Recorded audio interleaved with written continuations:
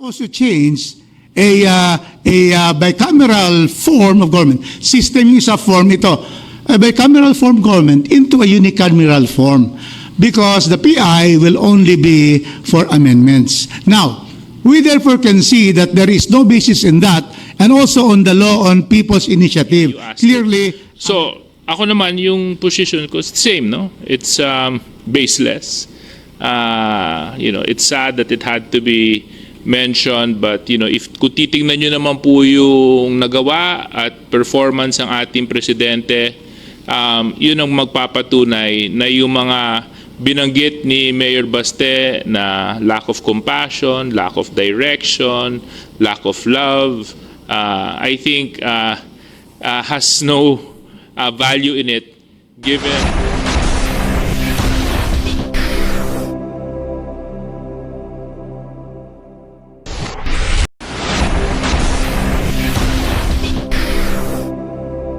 Start now. Our friends in media, we're with this afternoon the leaders of the major political parties. On my right is Congressman East Barbers of NP. Of course, our chairman of the Constitutional Amendment, Congressman Rufus. My left is Deputy Speaker JJ Suarez. In my left also Congressman GOV'T of NPC. And of course, NUP Congressman Abet Garcia. And I saw Congressman Mark Berga. So I think we can start while waiting for our majority leader. So, medyo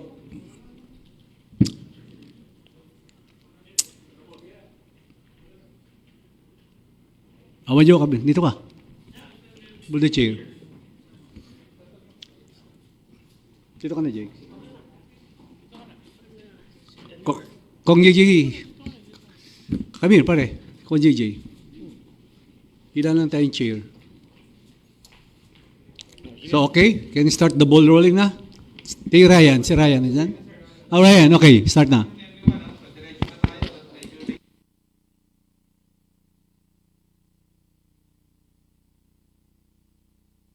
No, we just had an all-member caucus because some members would like us to gather because of the recent developments and the developments from the Senate.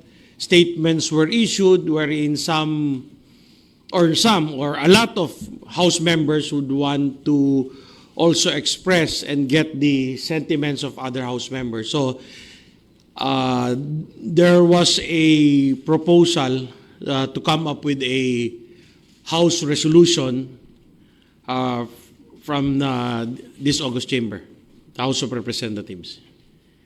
The House resolution will be filed on Monday.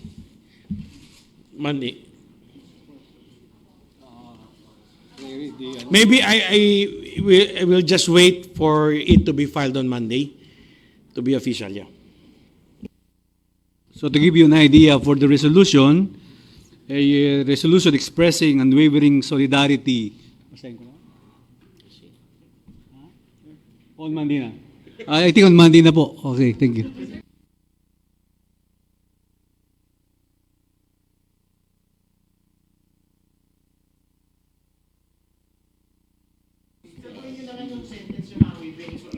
Okay, resolution expressing unwavering solidarity and support to the leadership of the Honorable Speaker Ferdinand Martin Gomez Romualdez and the upholding the integrity and honor of the House of Representatives in the face of intense assault from the Senate in violation of the principle of the interparliamentary courtesy and undue interference in the performance of its legislative and constituent functions.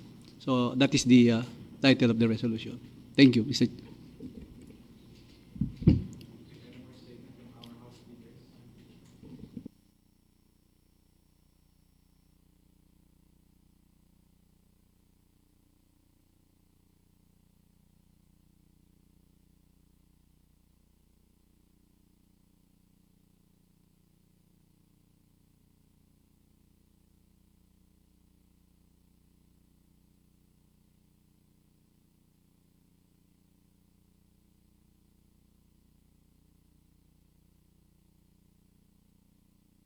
Well, we welcome that development because that is what we agreed and have been waiting for since the start of this year. They filed resolution of both houses number 6. And in fact, if we backtrack that resolution of both houses number 6 filed by the Senate President Mig Subiri even gave it that a timeline that they will pass it this March. So the House, we are patient enough in waiting for them to pass it this March. So maghintay po ang House. So we would like to thank our counterparts in the Senate for finally sitting down as what we were requesting. Let's bring it up to a higher level of discussion, particularly, which is the meat of the matter, the economic amendments that has to be made to help this country. The economic amendments to update that 37-year-old Constitution. So, maghihintay po kami. Nagsabi naman po ang Senate President na gagawin nila to, ipapasa nila by March, so the House of Representatives will have that patience in waiting for them to transmit it to us before our Holy Week break. Maghintay po kami.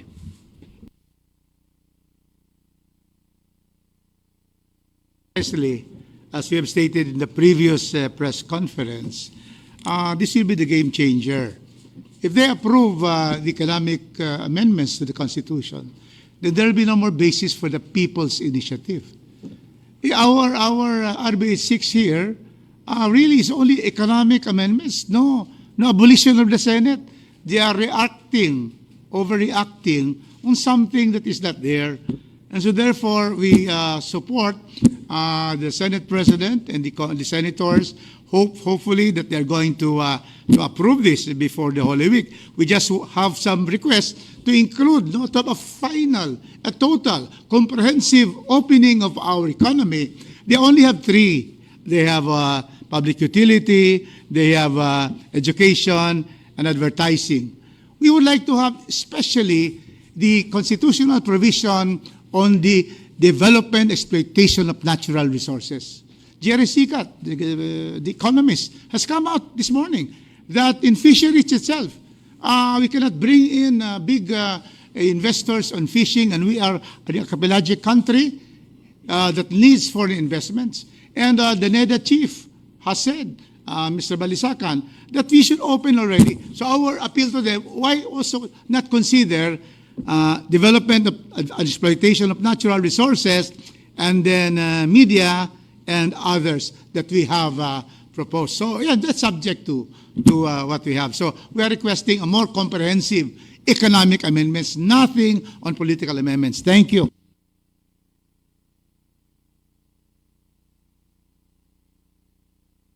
Dadagdagan ko lang, dadagdagan ko lang kasi this is a welcome development, no? Tayo po ay nasisiyahan dahil at last, no, may schedule na, madidinig na itong RBH 6. But let me just refresh the memory of everyone that for the last several days, yung ating speaker po ay nagpahayag at sinuportahan po ito ng ating mga kasamaan sa Kongreso na kami po ay willing to embrace the version that the Senate will pass. Dahil po sa Senate po manggagaling yung version ng economic amendment sa ating Constitution, therefore, they will be assured that we will not take up any political provision for that matter.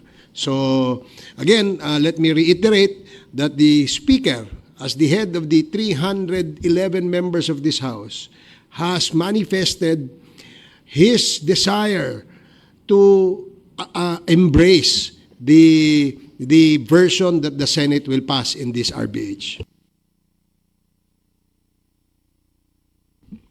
Yeah, hello, good afternoon. On our part po, actually masaya kami, no, dito sa nangyayari na sa Senate na nag-schedule na sila na meron silang hearing.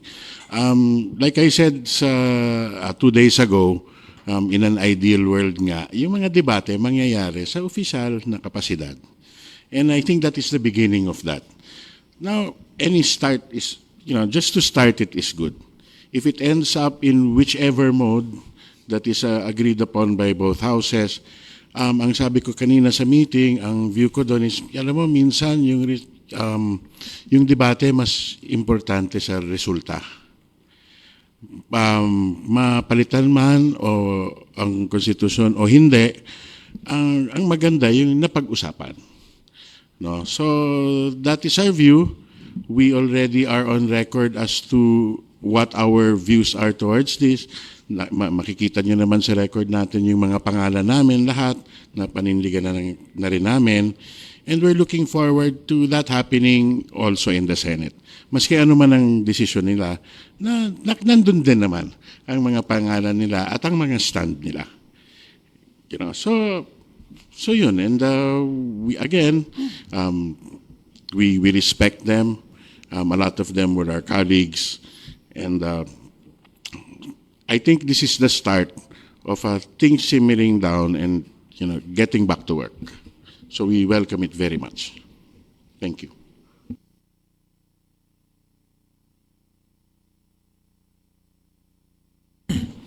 Magandang hapon po sa ating lahat. First of all, sorry for us being late dahil nag-meeting pa po yung party leaders with the speaker.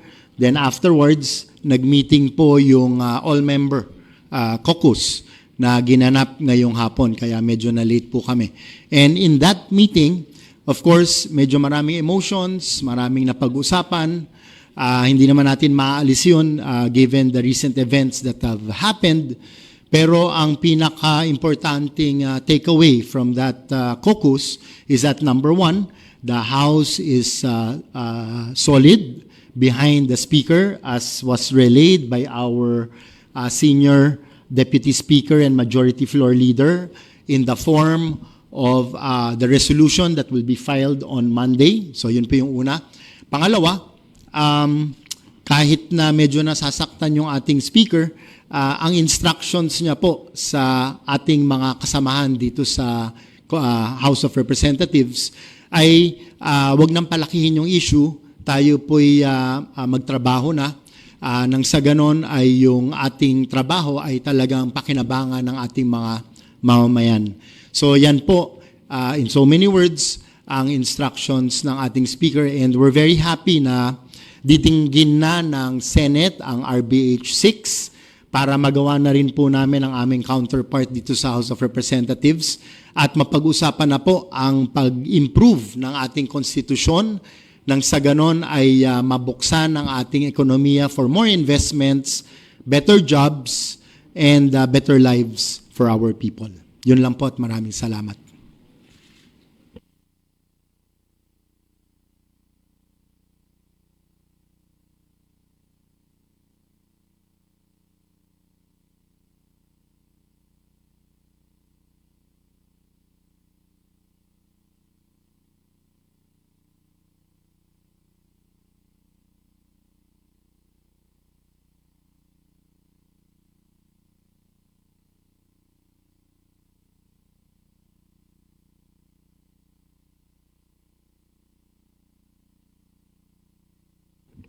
For that to happen, we'll have to have a total change of form of government to a parliamentary form of government, and that cannot even be done via constituent assembly.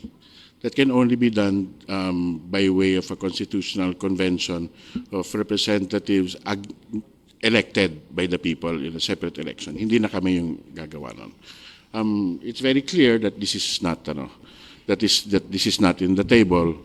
To give a little bit of history, yung RBH 6 na version ng House does ask for a convention.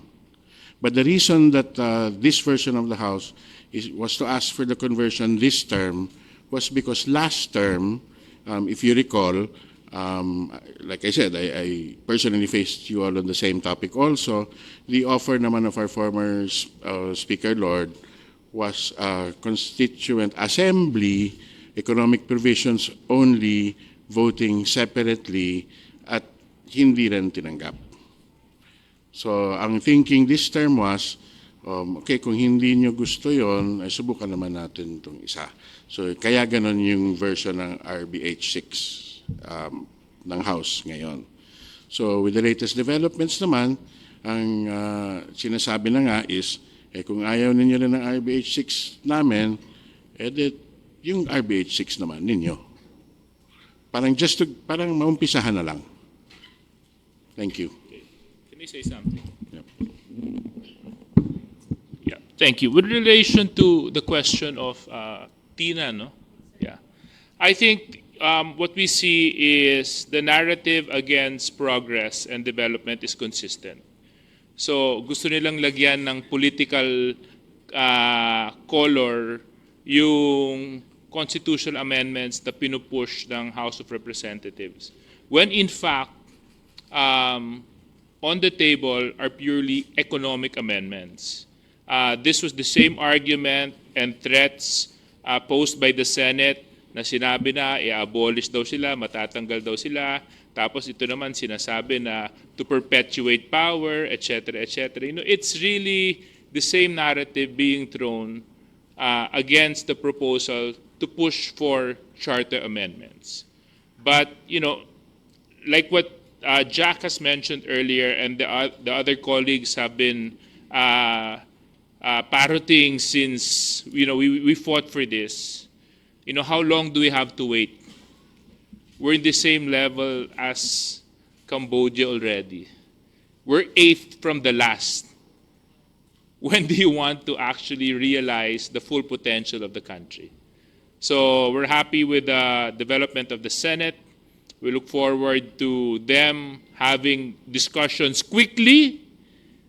Let me emphasize quickly kasi Majo mentioned a timeline earlier, although I'm quite concerned because when I heard the statements of Senator Coco Pimentel, ang sinabi niya, parang kakailanganin ng mahigit 1 taon to sa Senado para pag-usapan. So, siguro yun ang kailangan natin malaman mula sa mga kaibigan natin sa Senado, yung timetable. They gave. So, we'll hold them to that, March. Regarding, to add to that, yung sinabi kong timetable, hindi po kami nagbigay nun, ha? May records na nag-issue ng statement po yung Senate President at sinabi nila, Senate President Mig Subiri, na tatrabahuin nila to at they will try to have it for March para i-transmit po sa amin. So, sa kanilang timetable to, hindi po sa House of Representatives. In fact, this development is a welcome development for us. Kung matransmit nila sa amin ng March, nandito na sa amin yung bola, tatapusin namin para pwede na natin ipresenta sa taong bayan for a referendum. Pagbubotohan na ng tao. Ngayon yung mga ibang agam-agam na may people's initiative, hindi na po magagawa yon kasi isa lang po pwedeng initiative for every 5 years. Now, with regards to the suspicion that we are trying to do this to have somebody become a prime minister or something, records will prove, tingnan po natin ano yung transmit ng House of Representatives sa Senado. Hindi po yung sikreto. Those are public records. Anong transmit ng House of Representatives sa Senado?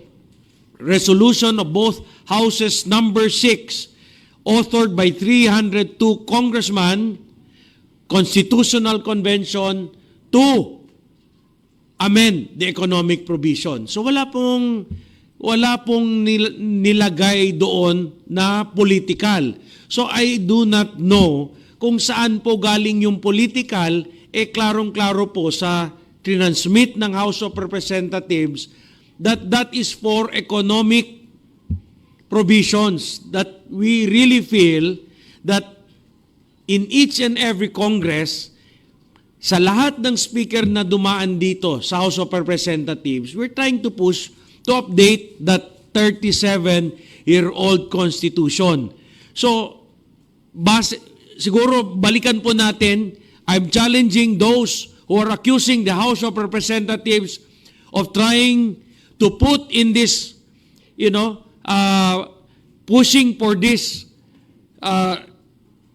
constitutional amendments or changes in our Constitution to review. Pakita nyo po yung dokumento na nagsasabi na we are pushing for those type of political changes. You present.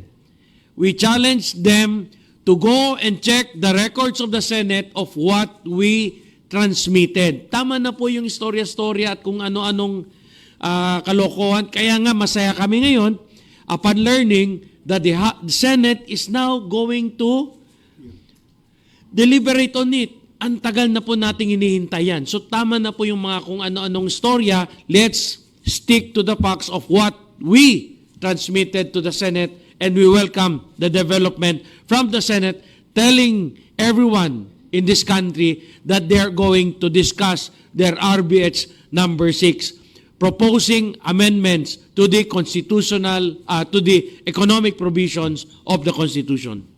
Yes, Majority Leader, can I add more? To the question of the statement of President Duterte, former President Duterte, that the PI will lead to some people to become prime minister, and there will be it will be a perpetuation of power. That has no constitutional and legal basis. Constitutional. People's initiative cannot change the form of government or the system of government. We are unitary. We cannot change it to federal through people's initiative because revision na yan eh. We cannot also change a bicameral form of government. System yung isa form ito. A bicameral form government into a unicameral form because the PI will only be for amendments. Now, we therefore can see that there is no basis in that and also on the law on people's initiative. Clearly, amendments lang. So it can never happen through this PI that there can be a change to parliamentary to have elections for prime minister. And so therefore, that is very clear. It has no legal and constitutional basis to say that this is for, PI is for perpetuation of power, of election of prime minister. So that is very clear. Thank you.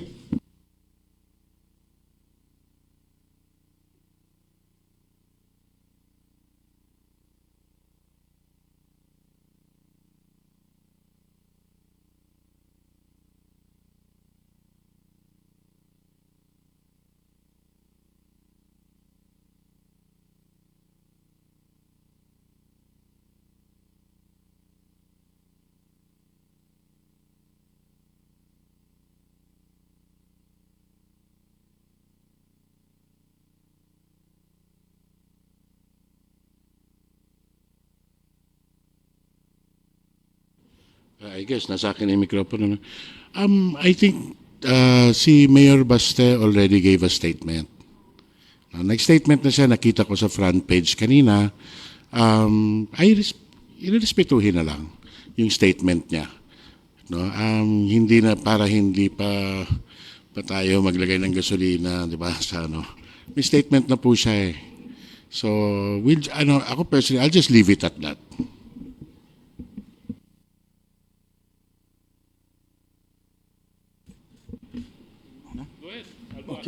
Well, I think na supersede na yung sinabi ni Mayor Baste dun sa statement niya na binanggit nga ni Kong Jack. So, I guess kung na-supersede na, yun na yun siguro. At tama, instructions nga ni Speaker, wag nang palakihin ang gulo para makapagtrabaho na tayo pare-pareho at maging united tayo for the progress of the country. Kaya let's leave it at that. Ganun din sa katulad ng sinabi ni Kong Jack. I think I've answered that question last Monday. Was it Monday or Monday when we had an interview? But I think you asked it. So ako naman yung position ko same, no? It's baseless.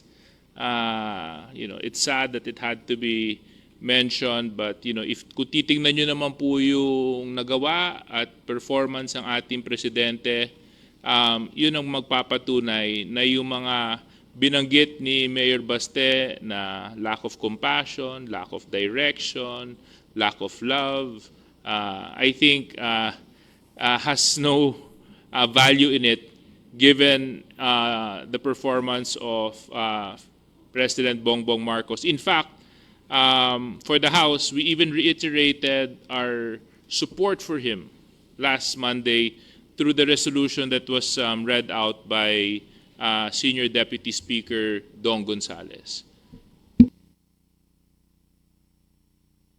On my part, I answered that also during Monday press conference, yung sinabi ni Mayor Baste. So, ang masasabi ko lang po, ang pinagbili ni Speaker na we will work as a team para sa ating mga kababayan.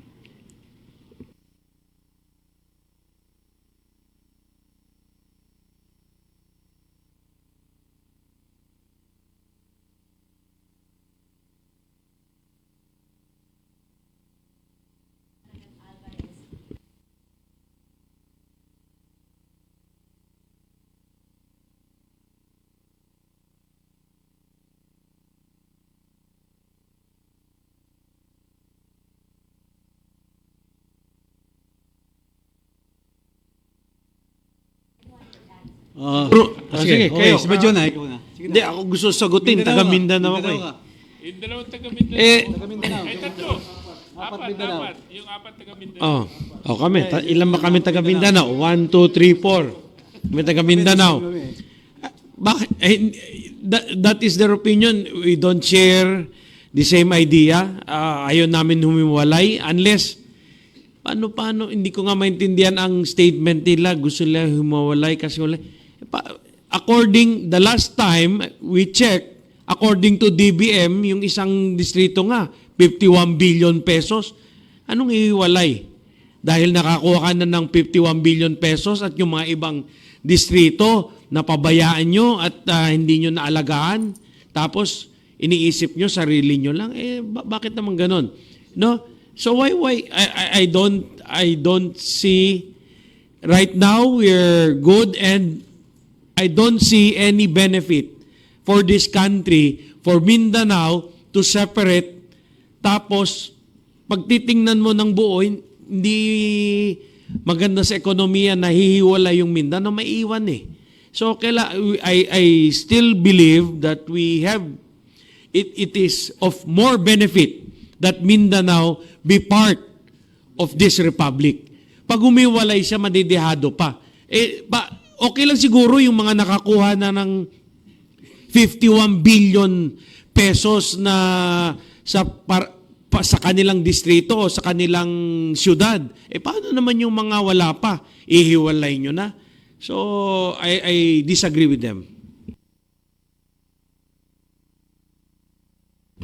Good afternoon.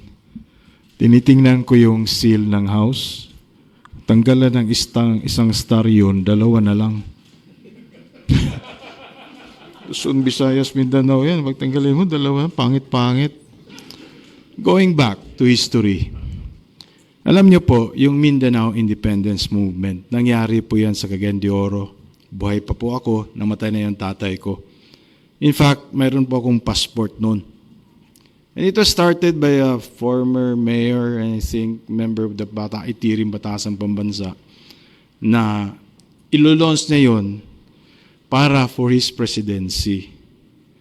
Pero hindi talaga naka-take off. Oo.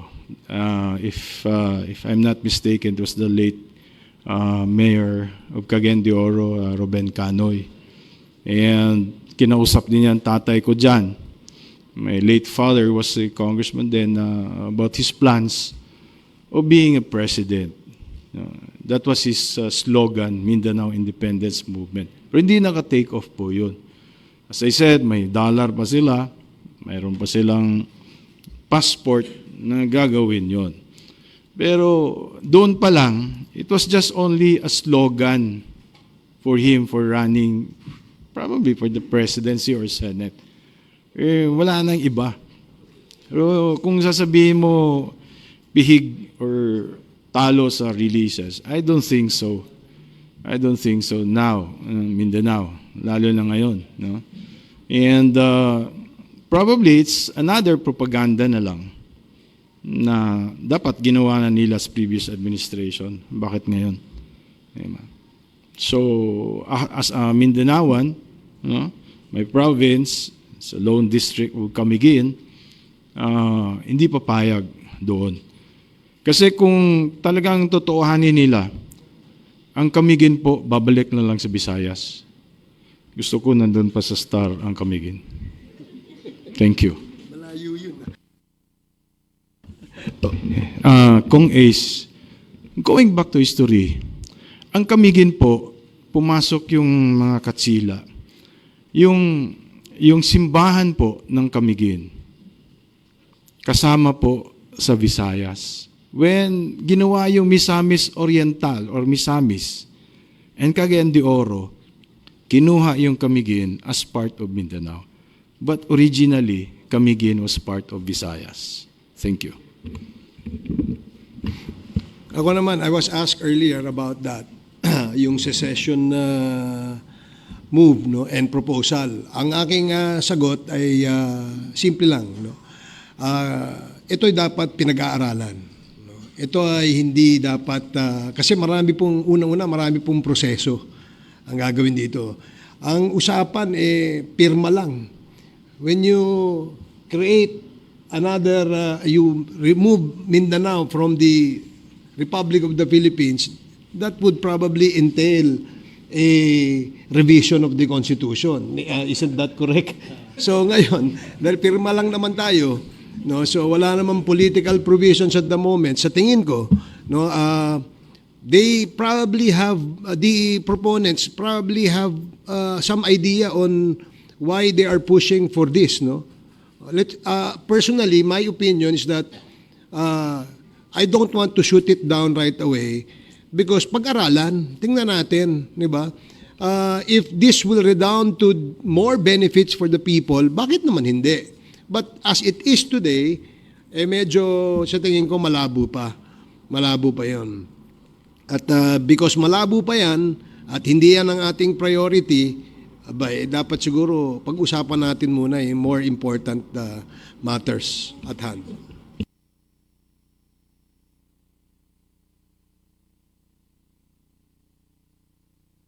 Okay, I am from Cagayan de Oro, Mindanao, Republic of the Philippines. So,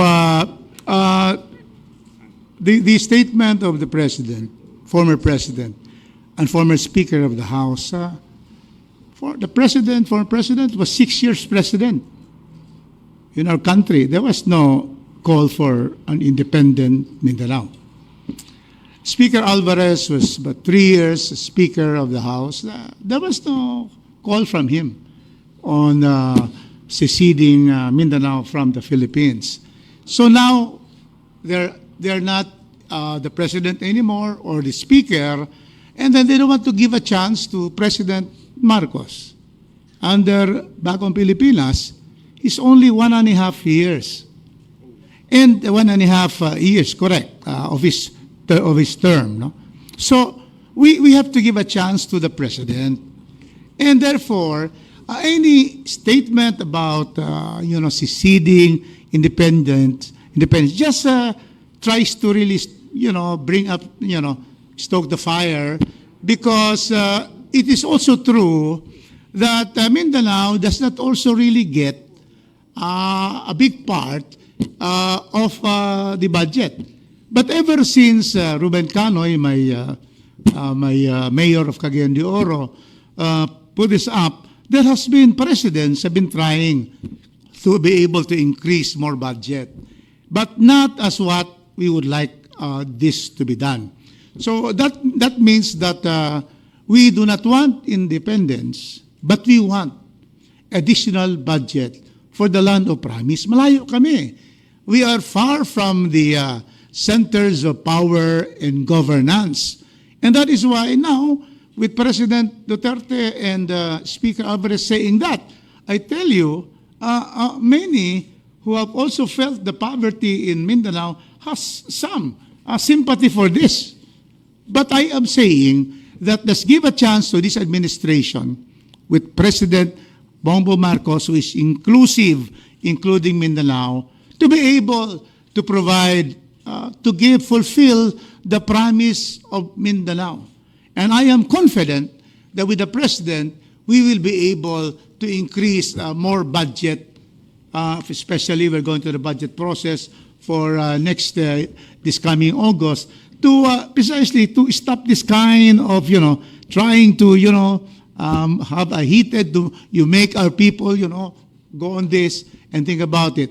To be able, through progress, through development, stop all this kind of proposals, because we want to be strong, united Philippines.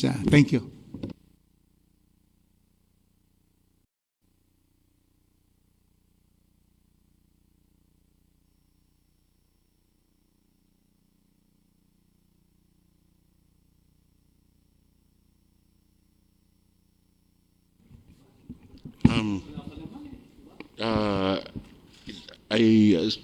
Nothing has been filed.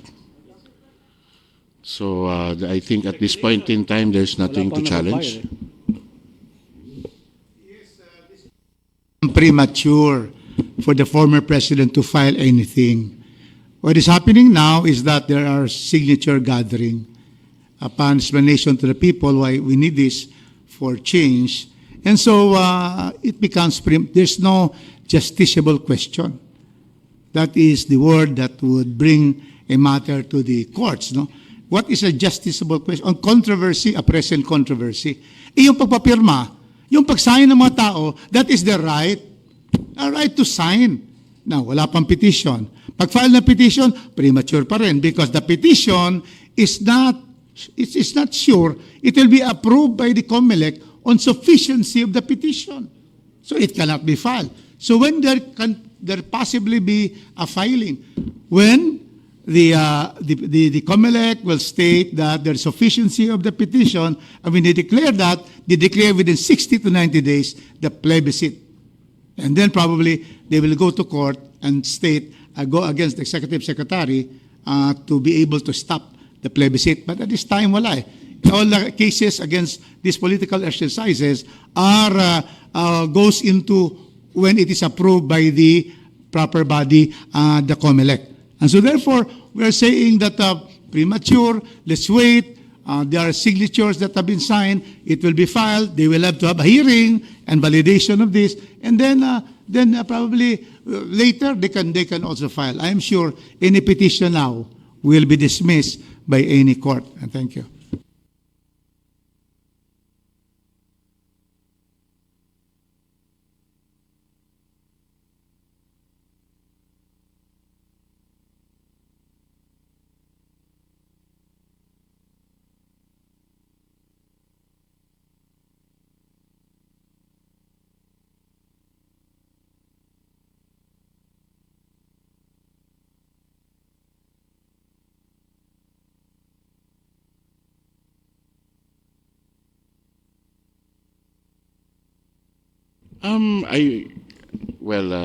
Looking naman at the statement, with due respect to the Senate, sometimes strong statements require strong answers.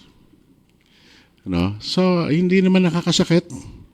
Strong, yes, but that only shows the how serious we take it.